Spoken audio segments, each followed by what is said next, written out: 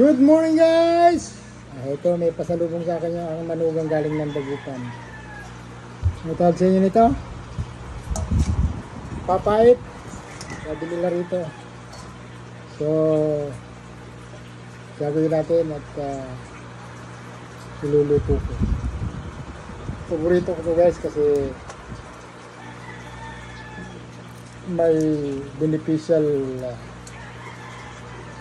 daw ito effect sa may diabetes kasi mapait ito guys, pero yung pait niya ay gustong gusto ko. Habang tumatagal kasi ang pakilasa ko ay matamis na, hindi na mapait. So ang luto lang naman dito guys ay ginigisa tapos nilalagyan ng kamatis tapos sardinas. Kung meron naman kayong